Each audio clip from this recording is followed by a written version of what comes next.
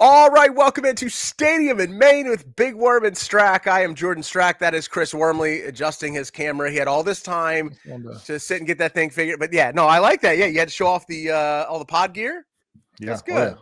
Yeah, you know what? I think I can switch mine so that it doesn't look there. Is that better? Now you can actually see it. Yeah. Okay. I did that on the fly. How about that? I'm learning about technology. It's great. Welcome in. This is episode 10 of the podcast. We have new episodes every Tuesday, partnered up with Blue by 90. As you can tell, we are both wearing some new swag from BSN Sports. We do have a podcast store, which is live now. People can go and buy podcast gear. Worm, you tweeted out that link the other day. People can find it there on our socials. When it comes to sports, every team deserves the best. That's where BSN Sports comes in. The nation's leading distributor of team sports apparel and equipment, from jerseys to gear and everything in between. BSN Sports helps coaches and athletes look good, feel good, and play even better. Reach out to your local sales pro today and take your team to the next level. BSN Sports, the heart of the game.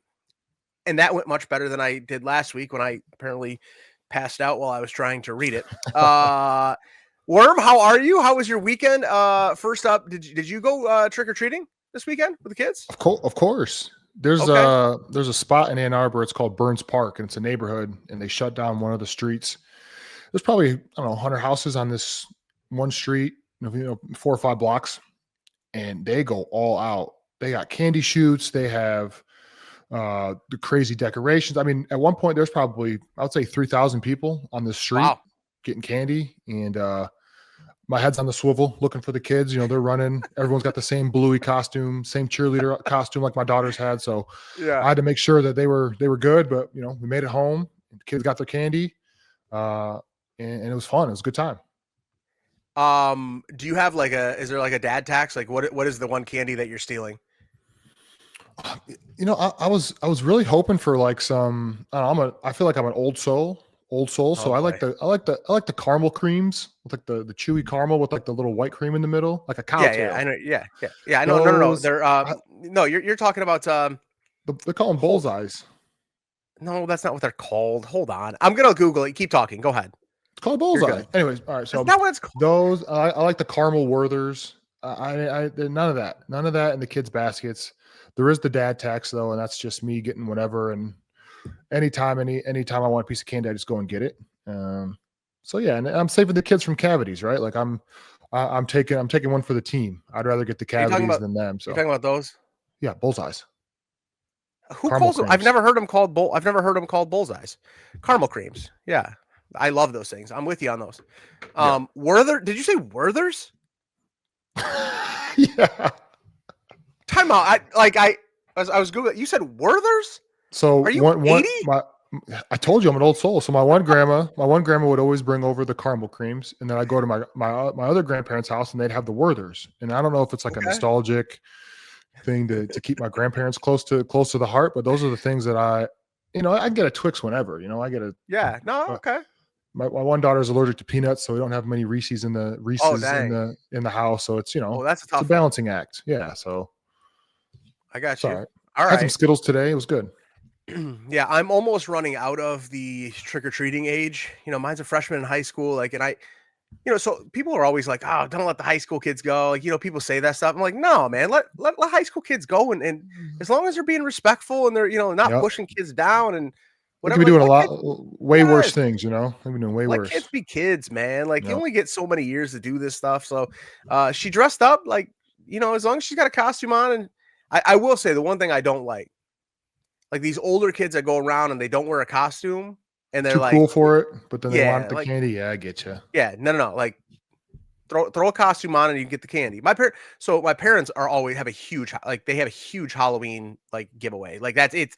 Have you seen the picture that I've tweeted out? They do full size everything every year. It's crazy. So kids kids around Toledo literally will get dropped off. They run up there. Go to the Strack's house. Go to the Strack's house. Literally, that's what it's kind of like. So South Toledo is always going to the Strack house, and we've seen kids that will go, and they've done the Jim Harbaugh thing where they'll get their candy, go switch costumes, come back. We've seen that. I'm like, and I appreciate the hustle. I'm like, all right, that's cool. They're if you want to do it, they're smart. Yeah. Oh yeah. So anyway, we're talking about Halloween because it feels much better than talking about whatever that football game was on Saturday. You and I were both there. Let's first talk about though the Blue by 90 tailgate. It was awesome. Man, yeah. I mean, it was great. I don't know if I have what the address was. We can ask. Justin's going to join us here in a little bit where it was, but I loved it. I thought it was great. It was really cool. There was a ton of Woodson whiskey around, and there was a good amount of people there. It was great. Man, they do it right. I know that was your first time. I think that was my third time this season. And Justin and Tanner and Caleb and I mean the real boss Jacqueline. Jacqueline runs it. They do it right, man. They have fun. The DJ's got great music. They got good food. I'm excited for the Ohio State game because that's I'll be posted up there as well. Yeah, 1006 South Main is where it was. It's just past the stadium, north side. So it's awesome. We had a blast. I know it was good to see you over there with your wife. It was we had fun. We had a good day, and then we went into the game, and the game wasn't great. Michigan survives. They beat Purdue. The passing game struggled once again, which is frustrating. So let's get into it. You get saved basically by Jordan Marshall and the offensive line having an unbelievable day. Jordan Marshall, 25 carries, 185 yards, 3 touchdowns. When I start thinking about, Justice Haynes being out, and like this could have been a disaster if you don't have Jordan Marshall. Cusdell came in, had a couple nice carries. It was great, but Jordan Marshall was the story. He's a difference maker right now. Yeah. I mean, obviously the bowl game last year, he kind of bounced onto the scene a little bit and we're like, okay, this guy's a player.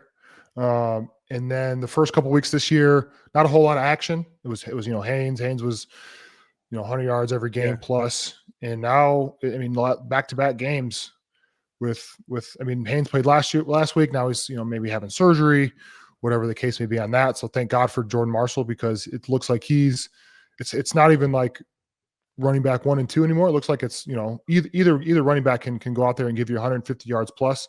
And he balled out. There were some unreal runs, not just him being able to get you first downs, but pushing the pile, moving the pile, breaking tackles, his will to gain extra yards, the will to not go down, I think really saved us, or saved the Wolverines this week, because not much else was going for the boys in the big house this weekend. No, it was frustrating because it just never felt like Bryce was able to.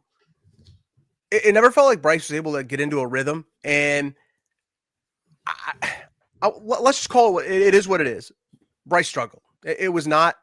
It was probably, in my mind, it was probably his worst game of his freshman year. I thought there were some throws that he missed, but the interception in the red zone, the fumble in the red zone, you're taking points off the board there.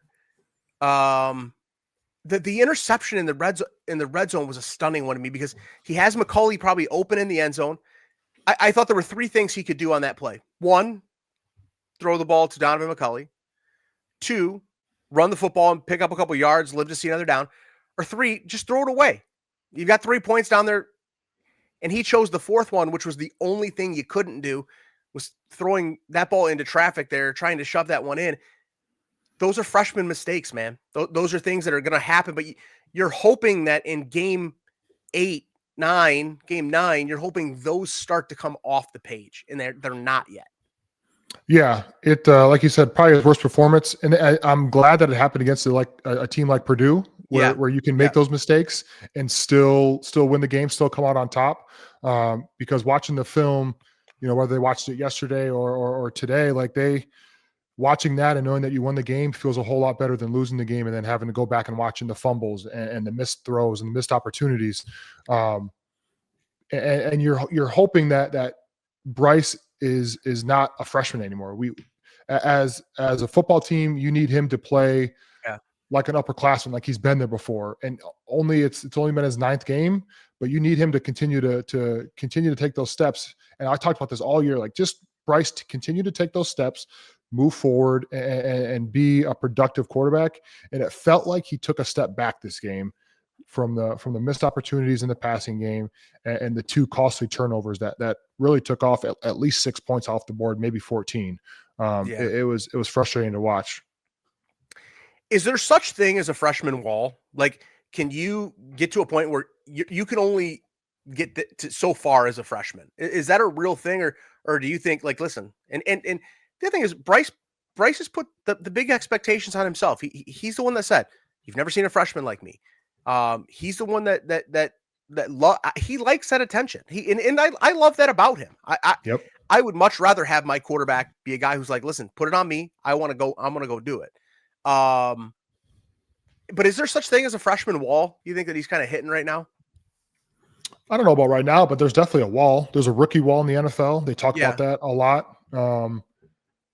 There's definitely, I mean, I can remember back in my time, even when I was going through my ACL rehab my freshman year, like there was times where I'm like, damn, like this is tough. Like whether it was going to class and having to go to practice and then watch the film and go to treatment and then go to study hall. It was like all of this is kind of accumulating.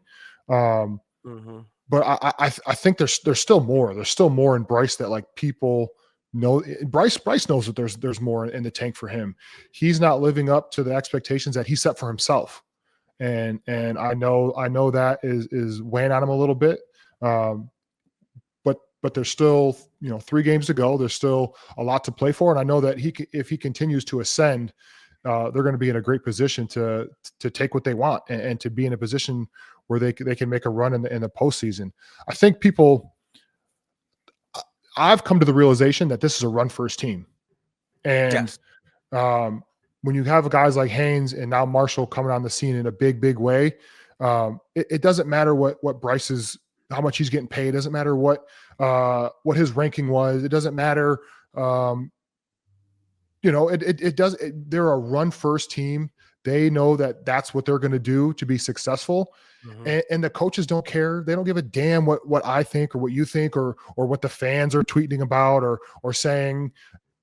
As long as they win the football game, that's all that matters. And that's all that matters at the end of the season is the wins and losses.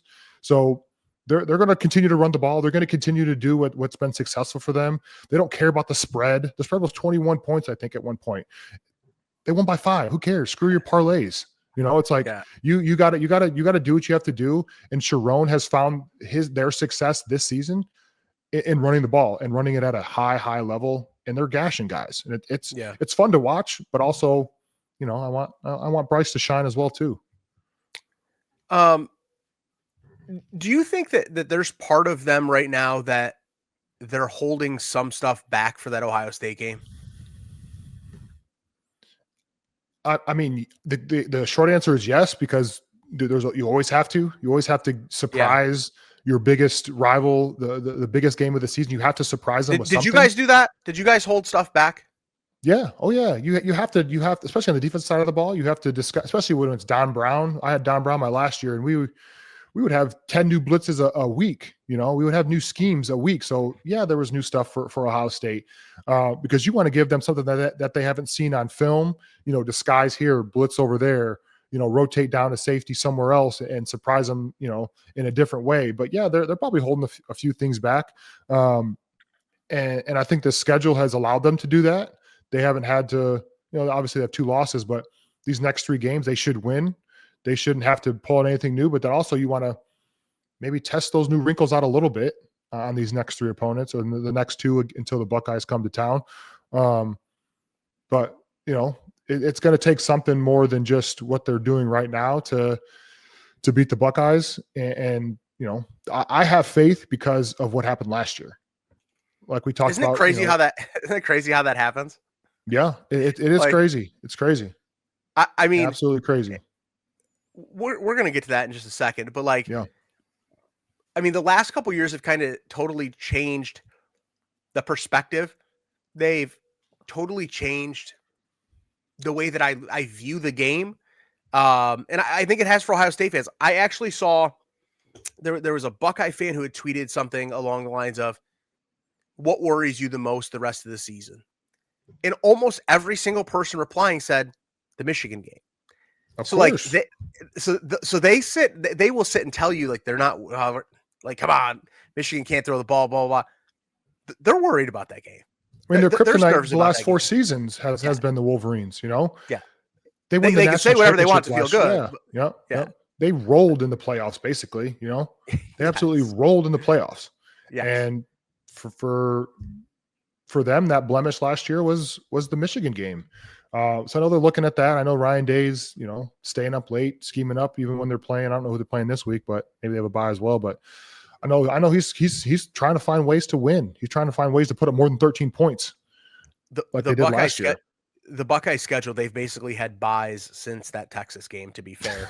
I mean, honestly, like I'm not one to bash schedules. Like, it is what it is. They play Purdue this week, by the way. I'm not like gonna bash their schedule. Like, it is what it is. I mean, like, the schedule's been soft. Like, it just is. But that's not it's not their fault that Texas ended up not being great. They're still Texas kind of rallying back now, whatever. Penn State, Penn State, that's supposed to be a massive game last week. They thought we thought Penn State could be 1 versus 2. Like, it's not Ohio State's fault that Penn State all of a sudden stinks. So, the big news, we've kind of touched on it. Justice Haynes having surgery. We don't have really a timeline. When you look at this thing, though, from a depth perspective, how much does that kind of change the way that this looks going forward? Because when Jordan Marshall's your second guy that you're running out there, that's different. Like, that's a change of pace, punch you in the mouth. No offense to Bryson Cusdall, but like, he's not Jordan Marshall. And it changes the depth. That's, having Jordan Marshall as one, cool. He's not Justice Haynes, and Cusdall is not Jordan Marshall. So the depth on this thing really changes going forward now.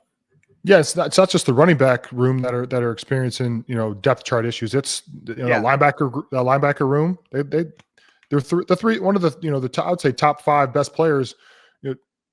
Rolder, Sullivan, and then Barham went out, pretty early in the game. They were all hurt the whole game, and then they bounced back. I thought the defense played a great game, without some of their top players. That running back room is different now. When you don't have that 1-2 punch like you've had all season, it changes. It changes the narrative. You want guys to be peaking at the right time when it comes to towards the end of the season. Everybody's hurt, but you want to be able to, get through those injuries, get through the bumps and bruises, and peak at the right time, because you're going to need those guys to beat Ohio State. You're going to need those guys to make a run, if it's the Big Ten championship or the playoffs. So the more guys you have healthy, it's not just who has the best players, it's who has the best players and whose best players are healthy at the right time. And right now, Michigan's banged up a little bit, and would love for those guys to get healthy over the next few weeks. The bye week, I think, is coming at a perfect time, especially for those younger, or not the younger guys, but some of the guys who are hurt that aren't, maybe it's just a little tweak here and there. Rod Moore getting another week of being healthy, coming back. I think if he can come back in a week and a half, it's going to be huge. But yeah, you want all your best players and all your players really to be healthy and peaking at the right time. Yeah, I mean, you look at it. So Barham leaves early in that game. I watched him walk off because he had walked basically right in front of us, and we're like, the hell happened? Yeah. And then you're already without Sullivan, you're already without Rolder. You're talking, they had moved Barham back to linebacker in that game. So, you got Nathaniel Owusu-Boateng, Troy Bowles, Chase Taylor. That's 2 freshmen and a guy that's new to the system coming in and having to play big minutes. And we've talked about that. Like, guys are having to step up, and guys are having to do things that maybe you didn't expect them to have to do. But they're doing it. I think it speaks so highly to what they've recruited, what they've brought in. Guys are able to come in and still make plays, especially some of the young guys. And getting this experience now is just invaluable. Yeah. There was a lot of younger guys that stepped up all throughout the season, especially in the DB room. Yeah. The young offensive line, the young receiver in Marsh. You look at the linebackers. 9 freshmen playing, I think, on one side of the ball the other day. It's huge, man. It's huge when they can do that. You can step up and play big time minutes and get the reps in. Because if some of these guys are hurt, longer than expected, the coaches feel a little better that they can go in there and perform at a high level and not really skip a beat. Yeah. You mentioned it, but this bye week, it feels like It feels like it's coming at a really good time. You're going to have to rest up and then go play, a big showcase game at Wrigley, which, those are different kinds of games. And then you've got sandwiched in before the Ohio State game. You've got a sneaky Maryland team where if you don't show up, Maryland can beat you. I think this bye week comes at a really good time, honestly. I think that would be, I think it's it's challenging, but I think it's a really good time for this team to get healthy. Yeah. This is, I wish the NFL had 2 bye weeks because it would have been perfect. When you have in the NFL, you get a bye week in like week 6. You're like, okay, now we have 12 more weeks to try and stay healthy. It's crazy. So if you can get 2 bye weeks, like college has kind of shifted to, that's huge for guys to get healthy, guys to just take a little break. It's so demanding. It's so high tempo, high. The expectations are so high. So you get 1 or 2 days to maybe fly back home, see family, unwind a little bit, enjoy a Saturday. I think it's huge for the mentals, especially for the body. But if Michigan can get healthy over this next week and a half and come back for these next 3, the last 3 weeks of the regular season, that's huge. That gives them a big advantage to go in. I know we keep talking about this last game of the regular season, but it's that's what people are playing for. That's what the Wolverines and the Buckeyes are looking forward to. I mean, listen, it's the game. Like they we're going to look at it. We're going to talk about it here in just a second. I want to touch on one final thing, wrapping up the Purdue game first. You go back and look at the PFF grades for the receivers. Jamar Browder, who got in and I thought had a shot. Bryce missed him. Samaj Morgan, Donovan McCulley, Andrew Marsh. The PFF grades were bad, really bad for all 4 of them. I don't put everything into the PFF grades because I just don't. I mean, sometimes they're a good reference, and I think, there's a lot of good that comes there. I do. I just don't put everything into it. But you're not getting separation right now. Bryce is having to make like real tight throws to get to some of these guys. The throw to Browder that he missed was a tight window. The throw to McCulley that he missed in the end zone, really tight window. And that I think that's why Bryce is having to try to force a throw in the red zone when he's throwing. He's running to the sideline and throwing that tight the interception through the tight fit into Marsh because he feels like he has to. Guys just aren't getting open. And maybe that plays into why, things are going the way they're going offensively. Could you think that could be part of it? Yeah, I think, even like the interception that he threw when you said McCulley was open, it's like, the one time that they do get open and they do get some separation, whether it was a scramble and they're kind of, running around trying to get open, he's open, but they don't see him. So it's like, it's kind of a double-edged sword. Like when he does throw it to him, they're not getting separation. When they doesn't throw it to him, they're open. So it's one of those things where, especially if, the game isn't going how they thought it was going to go, Bryce is maybe forcing things here and there. He's like, if I could just make this play, because, I know he knows that he thinks he can make every throw in the book, which, it seems like he can at times. And so when he's running around doing his thing, he's trying to make these throws. It's like, okay, let's see if this gets in there and we can, get a rhythm going, get some confidence back, get some chemistry back between these receivers and Bryce. Because it's the athleticism's there, the talent is there. It's just a matter of putting it all together.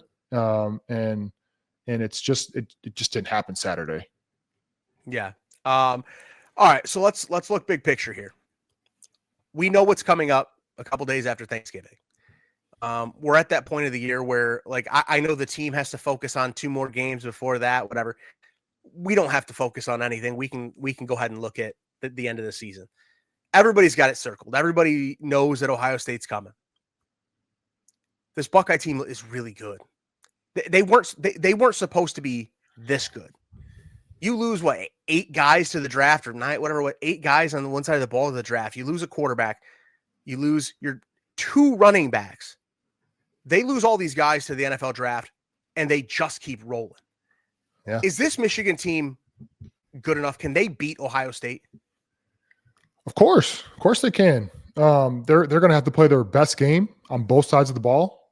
I think when Ryan Day looks at that game from last year, he's going to do everything he can to put up points, to make sure that they score more than 13 points. And that Ohio State defense is good, man. They got some ballers on that side of the ball. And I think that when it comes down to it, Michigan matches up well with them when they're playing their best. Because you saw it against Purdue, like they just in the game before that against Michigan State, they just wore them down with the run game. And like I said, Michigan's a running team. They're going to run the ball, and they don't care. And listen, if Michigan pulls off the win and they win, another 13-7 game or something crazy like that, there's nobody on as a Michigan fan or inside that locker room that's going to be mad. They're going to be, this is the greatest team ever. Like, we knew you could do it. Like, all this stuff. We love Sharon, like all this stuff. So it's, fans have their opinions, but I'm excited for that. I'm excited for the next, this next month of football, because it's this is November football in college, where you can just lay it all on the line. You know what's at stake. You know the implications, and you let the cards fall where they fall, because this is what you do the spring ball for, and the summer workouts, and the fall camp that's absolutely grueling. And you have setbacks when you lose 2 games to good opponents, but it all comes down to these next 4 weeks, and it's really, really exciting. So here's why I think Michigan can win the game. And listen, I don't get this twisted. Everything kind of has to fall into place perfectly for Michigan to win that football game. If get another bad weather day, it's a little windy, it's a little cold. Oh yeah. And Julian saying can't sling that thing all over the place. Ohio State cannot run the football right now.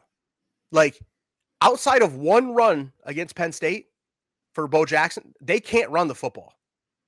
It's been an absolute struggle, and that's just a fact. So part of it is they have a really good passing game. They don't need to run it, but they can't run it right now. So if you do get a bad weather day, or if Michigan can slow them down a little bit, they can't run it. That's one thing.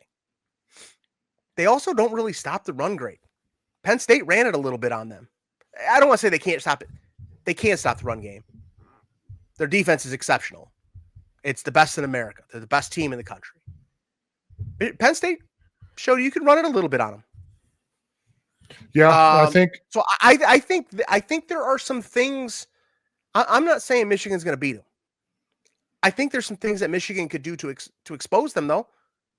Yeah, Michigan can control the clock with their run game, and their defense can force them in 3 and outs. With the pass game, it makes it interesting. You get to the fourth quarter, you get to the last 2-3 possessions of the game, and you're right there.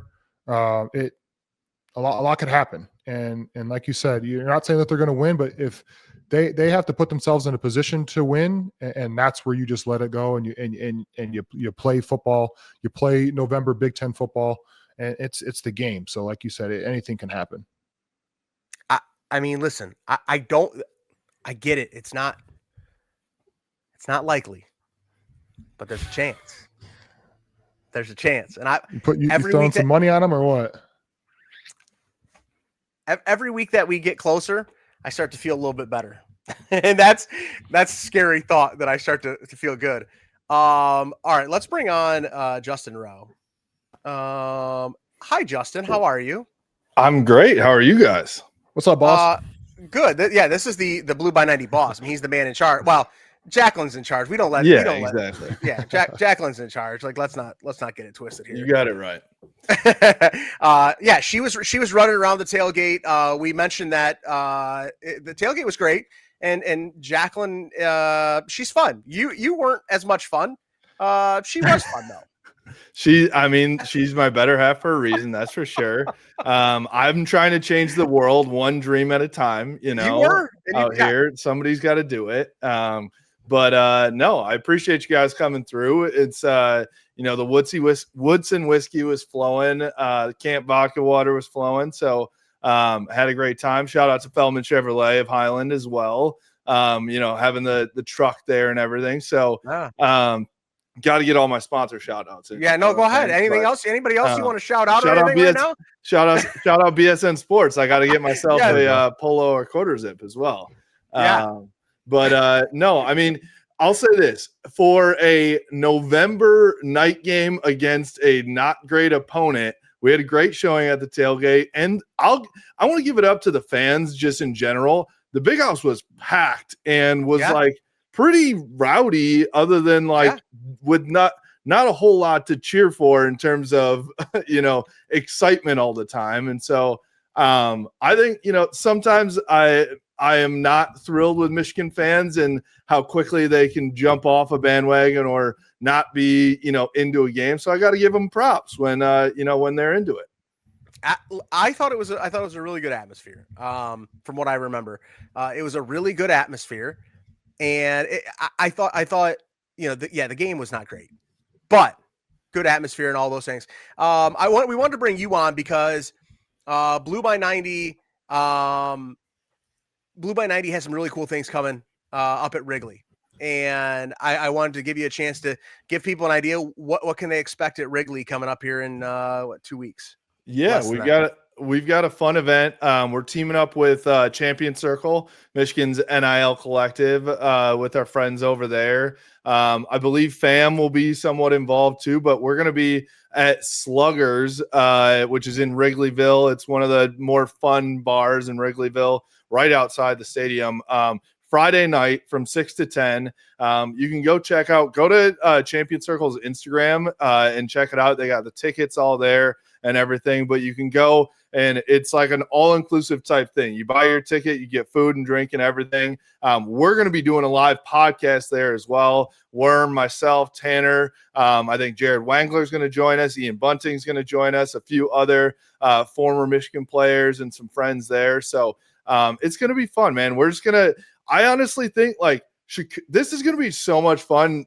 Really not even because of the game itself, but just Michigan playing in Chicago. I mean, obviously Wrigley's iconic, but there are so many Michigan fans and alum in Chicago that it's like a home away from home type of thing. So, obviously Michigan fans travel well to anywhere, but this will be a special one. So come check us out. Come hang. We'll be sipping on some Woodson whiskey there, I believe, as well. Probably some other stuff too. So come have a drink with us and hang and listen to us shoot the shit for a little bit. I love it. I think it's awesome. How did you pull that off, getting a prime spot by Wrigley? Who do you know? We got some donors in the Michigan fan base that are influential in the Chicago area. So I mean, it's never a bad thing to be a part of this Michigan fan base, because you can go anywhere and there's somebody influential that is a Michigan alum, fan, whatever. Yeah, no, that's awesome. Let's go on the Ohio State thing real quick while we have you on here. It's the next home game. What do you got planned that final week? Have you already started planning that one? Well, I mean, I think that we should and we will have a little live podcast. Maybe the trio here and some other guys that we get would love to, maybe an 8 a.m. A little broadcast on stage with the Big House scoreboard in the background there. With my parka on, a little chilly. Maybe we do a little whiskey and hot cider or something. Talk some stuff. We'll have the DJ ripping again, and I'm trying. Listen, that's a day I'm very focused on the game. So there are some 100%. Days like this past Saturday where I might be focused on the tailgate a little bit more than the game actually. But this one come to Ohio State Day. It is you're focused on the game, but from about 8 to 11. We're going to have some fun and get people ready for that game. So, I mean, you guys were just talking about it. Listen, I was in the building at practice on Friday, and every single person that I talked to was just saying listen, we went out, we're in, so they're focused on that in terms of just like that is it is, you know, I know there probably are a lot of fans out there after they watch that performance on Saturday night that are like, no shot, no chance, whatever. This is going to be, you know, it's over. But those guys are focused on that. They have their goals in front of them. And to your point about Ryan Day and what happened last year, there's something to him about when he's going to get onto that field and look across the sideline, see maize and blue, and he tightens up a little bit. Their whole team tightens up. Those butts get tight, dude.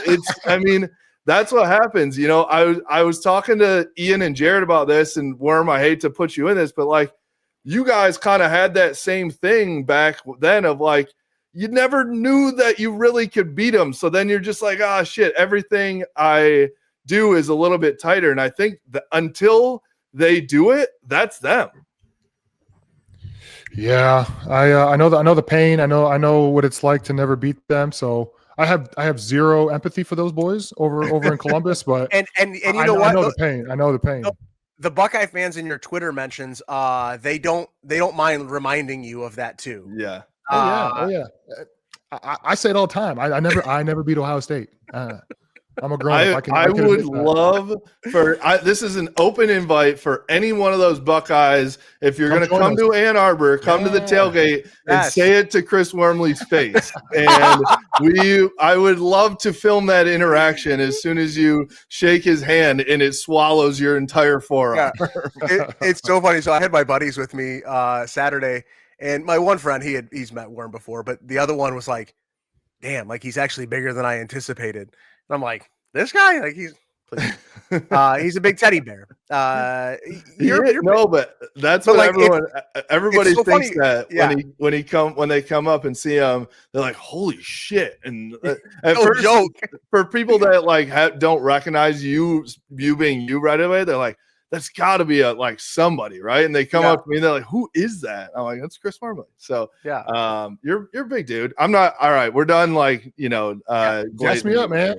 No, we're done with that.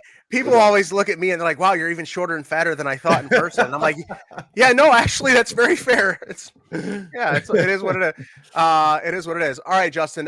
So you've got some good stuff coming up at Wrigley. Looking forward to that. Should be a lot of fun. And then final home game of the year in Ann Arbor. What's the address again so people can come find us that game against Ohio State? Yeah, 1006 South Main Street. Come hang out with us. We'll be ripping it. We'll have a ton of stuff going on there. So it's a great spot. Even if you park somewhere else, come stop in right before you go to the stadium, because you can hit a pitching wedge into the stadium from where we're at. So it's a great spot. If you've got time for me, I've got a couple of takes. I was listening to you guys, to what you guys had saying, talking about Michigan, talking about the passing game, talking about whatever. I agree with you that that was probably, unfortunately, Bryce's worst performance that he's had as a Michigan, football player. I will say this: I am still impressed. I'm impressed that it was up until week 9 that he made those mistakes that he did. Yeah. Right. Yeah. Because I think that coming into it, I thought that he was going to, be all of everything or nothing, or make those mistakes. And so I was really, I was surprised that it took this long, and I'm impressed that it took this long for him to get to that point. So I'm going to say, just go, if you're worried about my man Bryce, go look at the history of college football. I know you guys aren't. I'm saying, I'm talking to the fans now. Go look at the history of college football and go see how many true freshman quarterbacks have played their asses off, and balled out. That's what I said last week. It's not that many. And so listen, in the 23 season, JJ McCarthy averaged, I think, 203 yards passing. Bryce right now through 9 games is averaging 185 yards passing. So Jordan, I like JJ, great quarterback, top 10 pick. Jordan has him on his Mount Rushmore, Yep. And if, Bryce is 20 yards away from that on average, that's 2 extra completions a game. So people who are complaining, go back and look at some stats, not just from JJ, but other quarterbacks. Bryce I think he's going to be fine. I know 100%. everybody wants more. I want 1,000 yards He passing wants a game. more. To your point, he wants more. Everybody wants more. Yeah. I mean, I'd love for us to win 55-0 every game. No It's just not how life works, unfortunately. Nope. And so and then this team is just young all around, right? And so you got I think that, like, I say this a lot too. You cannot exchange anything for experience, right? Experience to me is like the biggest thing, especially in college athletics, but just in sports in general. 100%. Go watch the NCAA tournament every single year. There's somebody in the Elite Eight that shouldn't be there because they're not as talented, but they've got like 5 senior guards that are on their team that just control the game perfectly, and so I'm excited for the future of this team because of that. I'm excited for the offense.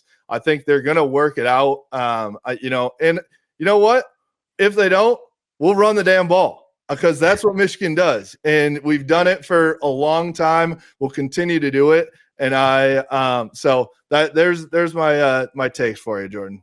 All right, Justin, we appreciate you. We have a guest waiting. I'm going to knock you out real quick and bring him in. Is that cool? Go for it. I appreciate you guys. Thanks, Justin. All right, let's bring in a surprise guest tonight. There we go. Cole Sullivan, one of the stars of this Michigan football team that people have begun to love so far, and one half of what Worm has deemed the exciting whites. Cole, how are you? Welcome. Appreciate you coming in. Yeah, thank you for having me on here. I'm excited. Thanks for having me on. Yeah, man. First off, how about the job that the guys did? Listen, there's injuries right now, and some guys filled in and did one heck of a job. How impressed were you with the guys, the way everybody stepped up the other night on the defensive side? Yeah, it was amazing to see. Obviously Purdue is no pushover, especially on the offensive side of the ball. I think they average are like 22 or 21 points a game. We held them to only 16. So it was great to see some younger guys get in there and, hold that standard up high where we've always said it. Seeing guys, Troy Bowles, who's been playing, but he had a bigger role. And Nate Owusu and Chase Taylor, the 2 freshmen stepping up too, big for us. So that was just in a linebacker room. There were plenty of other guys too that stepped up as well. But yeah, it was amazing to see, those young guys come in and do it at a high level. It feels like that's kind of becoming the story of this team. I mean, guys stepping up when guys go down. Like the offensive line right now, dudes are just stepping up and playing. It feels like that's kind of become an identity of this team right now. How do you guys keep that mindset in that locker room? Yeah, I think an old saying that Coach Harbaugh had and Coach Moore uses now is you want to emulate, you want to, and eventually you want to surpass. So that's something that holds true in all football, especially coming in as a freshman. Seeing older guys how they do it, the standard that's set here, and just trying to emulate that as best you can, and trying to eventually be better. But I think it just shows the kind of leadership that we have on this team. Older guys are bringing younger guys along, and the coaching staff is as well. So there's always a strength in numbers, and the more guys you can play, the fresher everybody can be. And when we have these type of injuries, that there's not going to be any type of drop off. And hopefully with this bye week, we can get a few guys healthy. So I think it's great timing for the bye week for us. Great to get this win this past weekend heading into this bye week. Yeah, absolutely. Cole, talk about your ascension this season. Beginning of the season, it was Barham and Ernest, and Barham gets moved to the kind of outside linebacker role now. Talk about, obviously you and Rolder both have kind of come on the scene in a big way and have made some incredible plays throughout this season. What was your mindset going into this season? And now that you're, one of the top guys on the defensive side of the ball, how has that allowed you to continue to play at a high level? Because there's a lot of dogs on that defense. So how do you see yourself continuing to get better and be one of those guys that the team can count on. Yeah, I mean, I have to give credit to all my teammates, for pushing me to be better and helping me out, learning this defense, showing me the way. But this off season, I really just made it my goal to just learn the defense as much as I could and get as good as I could, get better. And if I didn't even know if I would get an opportunity, right? I mean, I played special teams a lot last year. Like you said, we had both of our starters returning, but a bunch of older guys in the linebacker room. But I knew that if I ever did get a chance, that I was going to make the most of it. And so with Jay Sean getting moved over to edge, it opened up a role for me, and I that was just my opportunity, and I took it and ran with it. So it was just a lot of preparation this off season, and a lot of coaches and teammates around me believing in me to put me in the game, and those guys just rallying around my success. Like we always, it's great to have a team that we all rally around each other's success, and it's awesome to see that kind of stuff happening with me and Jimmy's success. Yeah, I think when guys step into the season not knowing what their role is going to be, maybe a backup or just special teams, and then they get kind of tossed into that situation, you always have to be able to take advantage of those situations when you get thrown in there, because you don't know how many reps you're going to get. You don't know how many more opportunities you're going to get. And now that you have that, you've had those opportunities and you've capitalized in major ways throughout this season. I don't see you really giving that back. So it's been fun to watch you kind of grab that and take it and have a lot of success playing linebacker this season. It's been fun to watch. Yeah, and I mean, with me and Jimmy being out this past week, we saw some of the even younger linebackers grabbing their opportunity and taking it as well, and they played good games and helped us in this win. So maybe we'll be seeing even more of them as well in the future. Oh, yeah. Okay, a couple more and we'll get you out of here. First off, where are you that you have the industrial piping above your up above your head? I'm actually just sitting in my dorm room right now. That's just the air conditioning unit, but yeah, it's just in my apartment. Are you in a dorm room or are you in an apartment? Because I had to live in South Quad and North Quad in my first 2 years, and now I know that you guys are living in some nice high rises. The NIL's treating you nicely. Yeah, so I had to live in a dorm my first semester, so I didn't even have to live there a whole year. But I lived in East Quad my first semester, and I know the freshmen this year, they didn't even have to live in the dorms at all, so they went straight to the apartment. Yeah, they're living good. I think the dorms definitely build character. I'm kind of glad I got to experience it, but I'm also happy I didn't have to stay there a whole 2 years like you did. I think that was Coach Harbaugh's rule, and Coach Moore kind of changed that around. But I'm definitely living right up here. That's awesome. I want to ask you, coming out of high school, were you a 3-star? Yeah. Okay, so how does a 3-star guy ascend this quickly? And when you look back on it, did you pay attention to your recruiting rankings a lot more than you probably should have? No. So I think I forget which one, but I was a 3-star on one of the sites and 4 on the other, I believe. Okay. I could be I wrong. think 24/7 had you as a 3-star, I believe. Okay. Yeah. But as far as paying attention to my rankings, I couldn't have cared less about that, if I'm being completely honest. Like, really? All I cared about was, I cared about getting offers, but there were, obviously getting Michigan was an offer I wanted.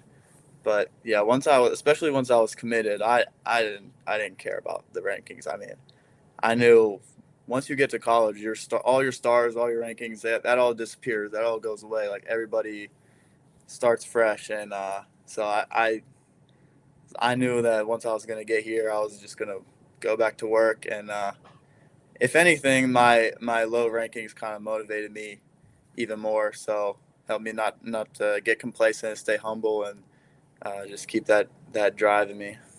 Worm, where were you ranked? I think I was similar to Cole.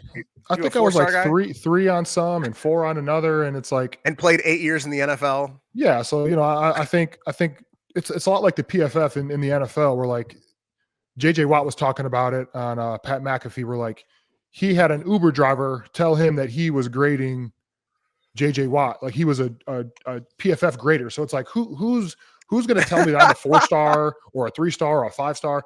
When I was at Michigan, we had a lot of 5-stars that didn't play a down, that never made it, never really contributed at a high level. And then one of my good friends, Ryan Glasgow, a walk-on along with Graham and Jordan Glasgow, all 3 walk-ons, all played in the league for a long time. And so like kind of what Cole's talking about, it doesn't really matter what the rankings are. As long as you get the offers, as long as you take advantage of those opportunities that you get once you get on campus, anything can happen. Anything can happen. Yeah, exactly. I mean, it's not like they declare the national champion over who has the best recruiting class. Yeah, absolutely. I love it. Cole, listen, man, we appreciate you hopping on with us. Good luck the rest of the way. Get yourself back healthy and hope to see you. Oh, you got one more, Worm? Go ahead. I got one, Cole. After I think it was after the Washington game, you and Rolder both had an interception, right? Yes, sir. Yeah. And the exciting whites over at the Philadelphia Eagles, Blankenship and DeJean, Cooper DeJean. I coined you guys, DeJean. I coined you guys the exciting whites of Michigan football. Can you react to that nickname for me? I want you to tell me that you like that nickname, because I've been saying it a lot because you guys have been balling your ass off. Yeah, it was pretty cool seeing that on social media. It was cool. We've been having a lot of fun with it in the locker room. There we go. Okay, beautiful. Some jokes about maybe getting T-shirts made or something, but maybe I don't know how we can make that happen, but I don't know. I think it's pretty funny. Okay, cool. I love it. Listen, let us see if we can. We got to figure out a way to somehow make that happen. I don't know how we're gonna do it. We'll be in touch. And we'll let you know. All right, yeah, we'll have to talk about that later. I love it. Cole, thanks, man. And good luck the rest of the way. All right, I appreciate you guys. Yes, sir. Appreciate you, man. Take care.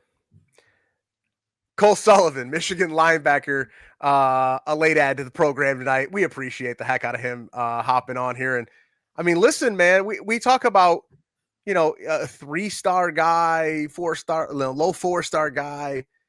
It didn't take him long. It wasn't long ago he was playing high school football, but you get those offers, he gets in.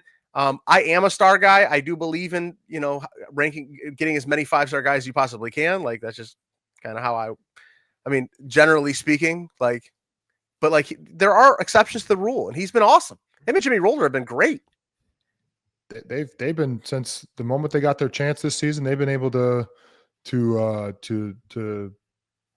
make big plays, contribute at a high level. And like I said to Cole, like, once you have that opportunity and once you have, that role solidified, like, don't give it back. Like, look for more reps, look for more opportunities, because those guys behind them that got a chance to play this week or this past week, they showed that they can play at a high level. So I know Cole's excited to get back when he's healthy. This is going to be a big week for him, and especially the bye week to get back healthy. But it was great talking to him for a few minutes. No, for sure. Looking forward to heading over to Wrigley for you. I know that's exciting. That's going to be awesome. Big business trip for you, though. Big business trip. That's what I told the wife. I hope Lexa. I hope she's not watching this. She gonna fight one of us. Yeah, make sure she's not listening. She did tell me the other day at the tailgate. She said she's paying attention. She's listening. I don't. She likes and subscribes. She watches the clips on Instagram, but I don't think she's watching the full hour. The whole thing. So that's okay. Good. All right, Worm. You ready to get out of here? Yeah. We covered a lot. I'm excited for Wrigley, like you said. It's going to be fun. Get to watch a game in a baseball stadium, an iconic baseball stadium. Yeah. There's definitely gonna be more. There's definitely gonna be more Michigan fans there than Northwestern, which is awesome. Chicago is one of my favorite cities. It's it's a big city, but it still has like that Midwestern feel. Yep. So I'm excited to spend a quick 36 hours there. Yeah, absolutely. All right, we appreciate it. Good stuff. Make sure you like and subscribe and share all of our stuff on social media. Go find us on Instagram and do all those things so we can keep this thing rolling. We appreciate it and looking forward to keeping this thing rolling. Michigan 7-2, get a week off, and we will come back next week, just like we do every single week here on Stadium in Maine. Thanks so much for watching, and we will see you next time. Man, go Blue.